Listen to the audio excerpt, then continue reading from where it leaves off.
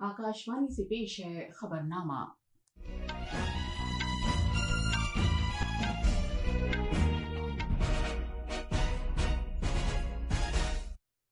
आदाब।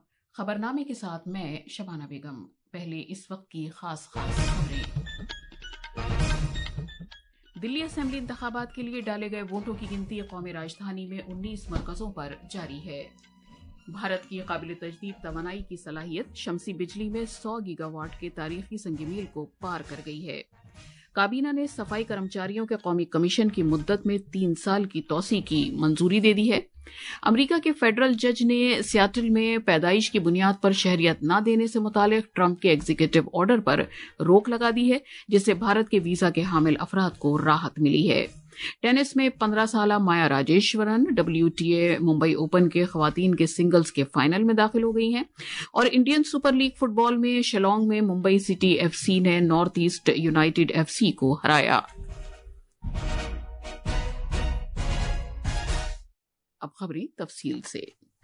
70 रुकनी दिल्ली असेंबली के लिए डाले गए वोटों की गिनती 19 मरकजों पर जारी है। इब्तदाई रुझानात 24 सीटों पर दस्तयाब हुए हैं। बीजेपी 13 सीटों पर आगे चल रही है, जबकि आम आदमी पार्टी 10 सीटों पर आगे चल रही है। कांग्रेस 1 सीट पर सबकत लिए हुए है। दिल्ली के 11 जिलों में 19 मराकज कायम किए गए हैं। हमारे नामानिगार ने बताया है कि हुक्काम ने गिनती के पेश नजर कौमी राजधानी में हिफाजती इंतजामात सख्त कर दिए हैं। पेश एक रिपोर्ट। 19 गिनती मरकजों पर मरकजी मुसल्लह पुलिस फोर्सेस के 38 कंपनियां तैनात की गई हैं। मकामी पुलिस भी खुश उसलूबी और शफाफियत के साथ उम्मीदवारों, जिला इंतखाबी अफसरान के साथ तालमेल कर रही है। स्ट्रांग रूम्स और गिनती हॉल के अतराफ कई जुमरों पर मुश्तमिल हिफाजती इंतजाम किए गए हैं। इसके लिए इंतखाबी कमीशन के रहनुमा खतूत के मुताबिक मरकजी मुसल्लह पुलिस फोर्स सिक्योरिटी फराहम कर रही है, जबकि मकामी पुलिस इन इलाकों और दाखिले की जगहों पर तैनात है। हर एक गिनती मरकज से 100 मीटर दूर रुकावटें खड़ी की गई हैं। सुपर्णा साइकिया की रिपोर्ट के साथ खबरनामे के लिए मैं असलम बेग। उत्तर प्रदेश में मिल्कीपुर सीट और तमिलनाडु में एरोडे हल्के के ज़िमनी इंतखाबात के वोटों की गिनती का अमल भी जारी है।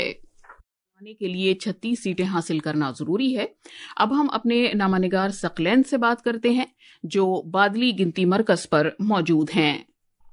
सकलैन, इंतखाबी कमीशन ने वोटों की गिनती के लिए वसी इंतजाम किए हैं। इस सिलसिले में ताजा तरीन जानकारी क्या है? शबाना, वोटों की गिनती के लिए चुनाव आयोग ने पूरी दिल्ली में 19 मतगणना केंद्र बनाए हैं। मैं उन्हीं में से एक बादली के government boys senior secondary school पर बने मतगणना केंद्र पे मौजूद हूँ। अगर बात करें इस केंद्र की, तो यहाँ 4 विधानसभा क्षेत्र नरेला, बादली, बवाना और रोहिणी के लिए गिनती शुरू हो चुकी है। सुरक्षा के लिहाज से बात करें तो यहाँ पर पूरी तरह से चाक चौबंद व्यवस्था है। पुलिस, अर्धसैनिक बल और सुरक्षा बल पूरी तरीके से मतगणना केंद्र की सुरक्षा को बनाए हुए हैं। शांतिपूर्ण मतगणना सुनिश्चित करने के लिए सभी तरह की जो आवश्यक सुरक्षा से जरूरत है उनको पूरा किया जा रहा है। इन सीट पर कुछ बड़े नाम चुनाव लड़ रहे हैं। जैसे रोहिणी सीट पर नेता प्रतिपक्ष विजेंद्र गुप्ता भाजपा की ओर से मैदान में है, वहीं बादली सीट पर कांग्रेस के प्रदेश अध्यक्ष देवेंद्र यादव चुनावी मैदान में। शबाना, शुक्रिया सकलैन ताजा जानकारी के लिए। अब हम अपने एक और नामानिगार अनुपम से बात करते हैं, जो महारानी बाग गिनती मरकज पर मौजूद हैं। जी अनुपम। जी शबाना, वोटों की गिनती से मुतालिक ताजा तरीन सूरत हाल क्या है? जी शबाना, हम अभी दिल्ली कौशल और उद्यमिता विश्वविद्यालय महारानी बाग से मतगणना केंद्र पर हैं। अभी कुछ देर पहले ही 8 बजे मतगणना शुरू हुई है और डाक मत पत्रों की गिनती शुरू होकर अभी जस्ट समाप्त होने वाली है। उसके बाद EVM खोले जाएंगे और जो डिफरेंट अलग अलग मतगणना वोटिंग सेंटर्स में जो वोट किए गए थे उसकी गिनती की जाएगी। करीबन 9 बजे के बाद ही रुझान आना शुरू होगा। यहाँ सुरक्षा के कड़े इंतजाम किए गए हैं। इस मतगणना केंद्र पर 4 विधानसभा क्षेत्रों के वोटों की गिनती हो रही है। कालकाजी, जंगपुरा, ओखला और कस्तूरबा नगर। कालकाजी में मुख्यमंत्री और आम आदमी पार्टी नेता आतिशी, भाजपा नेता और पूर्व लोकसभा सांसद रमेश बिधूड़ी और कांग्रेस की ओर से पूर्व विधायक अलका लांबा के बीच टक्कर है। वहीं जंगपुरा में पूर्व मुख्यमंत्री और आम आदमी पार्टी नेता मनीष सिसोदिया, भाजपा नेता और पूर्व विधायक धर्मेंद्र सिंह मारवा और कांग्रेस नेता और पूर्व महापौर फराज सूरी के बीच मुकाबला है। शबाना, शुक्रिया अनुपम ताजा जानकारी के लिए। लोक निर्णय। दिल्ली विधानसभा चुनाव के परिणाम 8 फरवरी सुबह 9 बजे से। मतगणना की पल पल की खबर, हर सीट की सटीक जानकारी, संवाददाताओं से ताजा हाल और विशेषज्ञों द्वारा नतीजों का विश्लेषण। आकाशवाणी गोल्ड सहित अन्य फ्रीक्वेंसी पर सुनिए लोक निर्णय।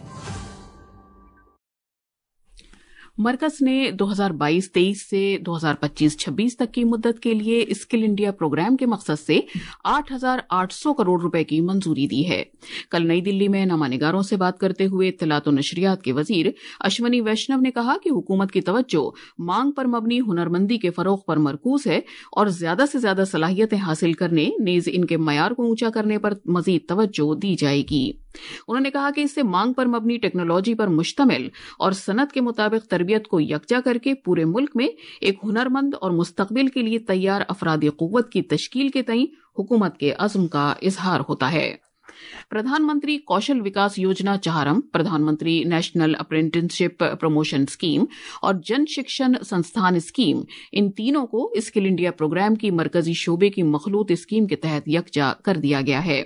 जनाब वैष्णव ने कहा कि हुकूमत ने सफाई कर्मचारियों के कौमी कमीशन की मुद्दत में 3 साल यानी 31 मार्च 2028 तक की तौसी की मंजूरी दी है।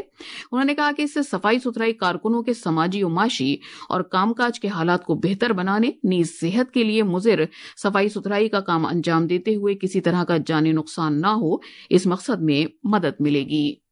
हमारे समाज का एक ये वर्ग ऐसा है जिस वर्ग को सबसे ज्यादा ध्यान देने की जरूरत है और इसीलिए इस पे 3 वर्ष का और एक्सटेंशन दिया गया है। करीब 50 करोड़ का 51 करोड़ खर्चा इस पे आएगा और जो स्ट्रक्चर है chairperson, vice chairperson, members, secretary, joint secretary, जिससे कि वो देश भर में घूम के देश भर में सफाई कर्मचारी से जुड़ी हुई जितनी भी समस्याएं हैं उनको हल कर सके। भारत ने 100 गीगावाट शमसी बिजली की सलाहियत नस्ब करके एक तारीखी संगे मील तय किया है। इस तरह काबिल तजदीद तवानाई के मैदान में भारत की हैसियत एक आलमी रहनुमा की बन गई है। नई और काबिल तजदीद तवानाई की वजारत ने एक बयान में कहा है कि कामयाबी एक मजीद साफ सुथरे और माहौल के लिए साजगार मुस्तकबिल के तई मुल्क के अहद का एक सबूत है।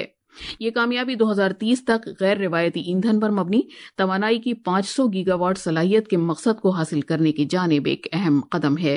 ये मकसद वजीर आजम नरेंद्र मोदी ने तय किया था। नई और काबिल तजदीद तवानाई के वजीर प्रहलाद जोशी ने कहा कि पिछले 10 साल में भारत की तवानाई का सफर तारीखी नौयत का रहा है, जिससे तहरीक हासिल होती है। उन्होंने कहा कि शमसी पैनल्स, शमसी पार्क्स और छतों पर लगाए जाने वाले शमसी प्रोजेक्ट्स जैसे इकदामात से इनकलाबी तब्दीली आई हैं। उन्होंने ये भी कहा कि भारत न सिर्फ खुद कफील मुल्क बन रहा है, बल्कि वो माहौल के लिए साजगार तवानाई के मैदान में दुनिया को एक नया रास्ता भी दिखा रहा है। ये खबरनामा आकाशवाणी से नश्र किया जा रहा है। और अब उत्तर प्रदेश के प्रयागराज में जारी महाकुंभ मेले से ताजा तरीन जानकारी।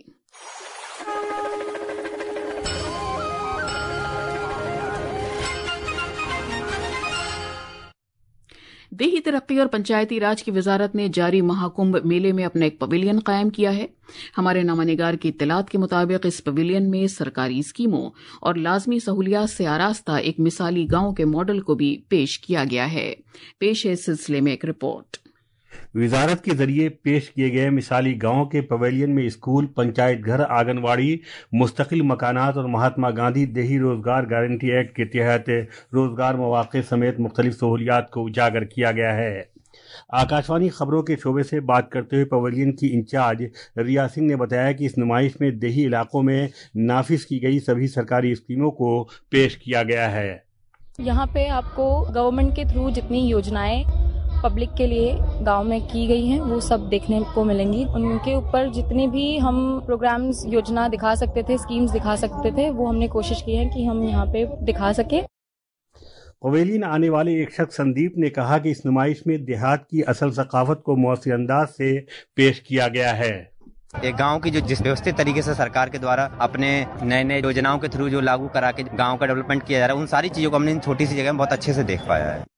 تعلیم سے لے کر ہنر کی تربیت اور بنیادی ڈھانچے سے لے کر روزگار پیدا کرنے اور رہائش کی سہولیات سمیت اس نمائش میں دیہی آبادی کی معاشی اور سماجی جامع ترقی کو اجاگر کیا گیا ہے۔ پریاگ راج سے امن یادو کی رپورٹ کے ساتھ خبرنامے کے لیے میں مجیب اختر۔